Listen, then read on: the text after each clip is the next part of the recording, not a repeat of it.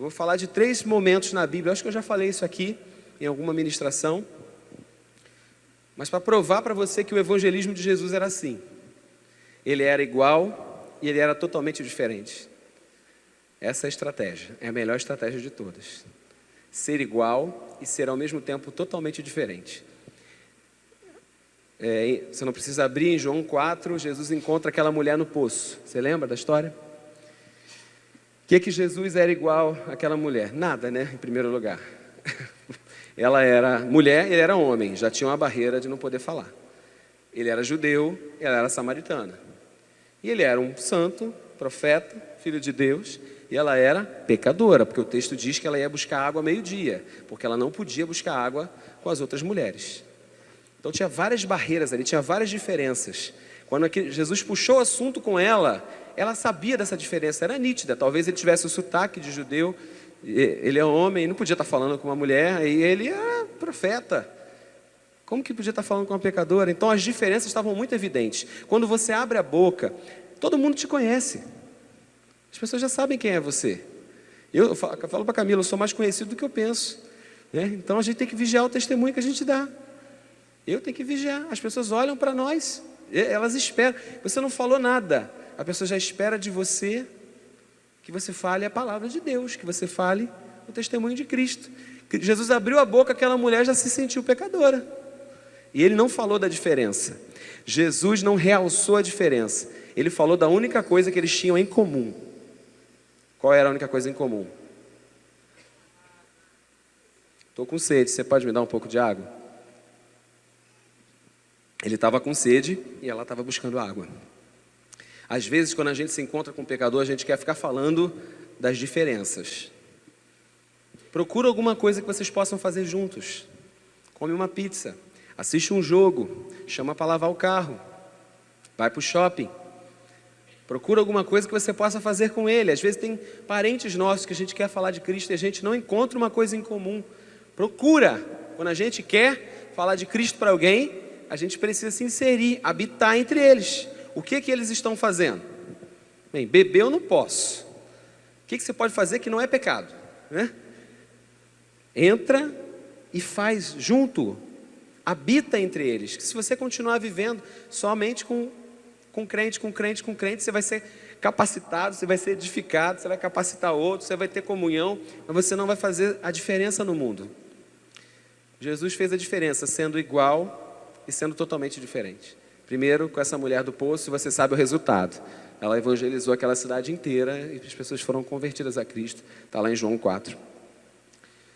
Lucas 19 fala de um cobrador de impostos chamado Zaqueu, que era totalmente diferente de Jesus.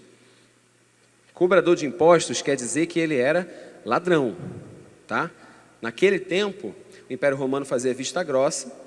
Então, se o cobrador tivesse que te cobrar 100, ele cobrava 400. O Império Romano fingia que não sabia e o cobrador de impostos era entendido como um ladrão. Todo mundo entendia que ele ali é um publicano, aquele ali é um cobrador de impostos. É um corrupto. E Jesus vai almoçar com ele. Jesus era bem diferente de Zaqueu, concorda? Bem diferente. Mas quando Jesus fala, posso almoçar na sua casa, Jesus prega o quê? Se você ler Lucas 19, quantas palavras Jesus pregou para Zaqueu? A única frase de Jesus foi, eu quero almoçar na sua casa.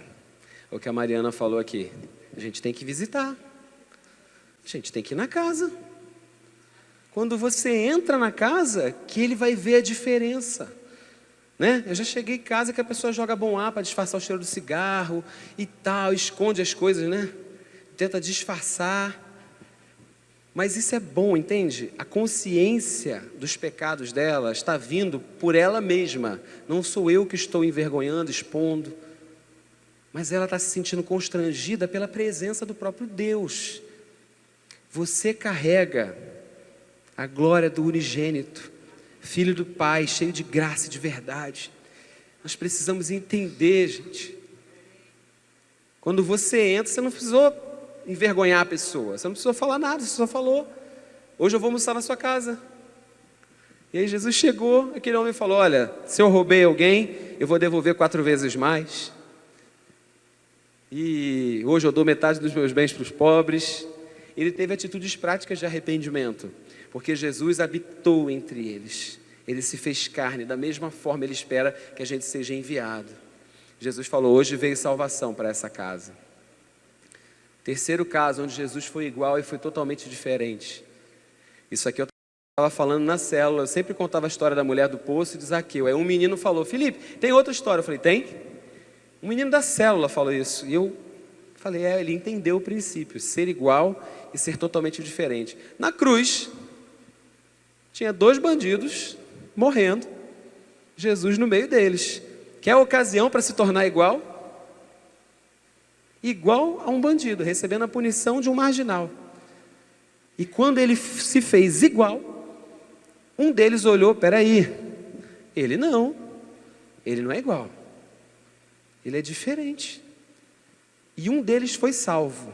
Jesus evangelizou até na cruz. Amém? Então, se você está passando por alguma aflição, ansiedade, dificuldade, isso não pode calar o seu testemunho. Amém? Nós estamos vivendo tempos muito difíceis na terra. E vai piorar em alguns lugares. Mas isso não pode calar o nosso testemunho. Nem que seja na cruz. Faça a diferença. Amém? Eu não estou aqui para dizer para você que vai ter um mar de rosas, um monte de coisas boas acontecendo. Mas a gente não pode deixar que o nosso testemunho acabe, se apague. Deus não mandou um folheto do céu para evangelizar a terra.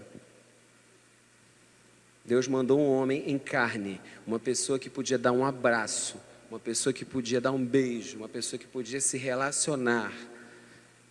Por que eu falei do folheto? Porque quando, nos meus primórdios de igreja, quando eu me converti, quando eu fazia parte dos 4 que evangelizavam, a gente vinha para a igreja e recebia um monte de folheto.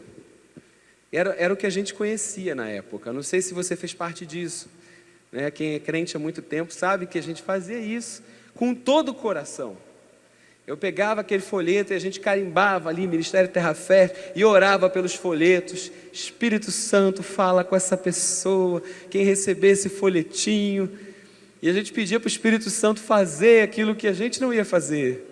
Evangeliza, Espírito Santo, visita. Espírito Santo visita o hospital, o Espírito Santo visita o presídio, o Espírito Santo visita o encarcerado, visita o doente. O Espírito Santo fala, visita você, eu vou quando você vai. Quem é o corpo do Espírito Santo? Como que o Espírito Santo vai? A gente pensa que o Espírito Santo fala com o incrédulo igual fala com o crente, porque você ouve o Espírito Santo falar dentro de você.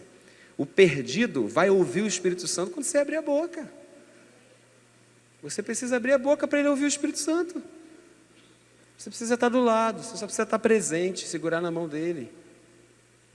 Teve várias pessoas aqui na igreja que vieram para frente aceitar Jesus. Eu me lembro de pessoas que eu não falei nada. Eu só segurei na mão e falou, quer ir? Vem comigo.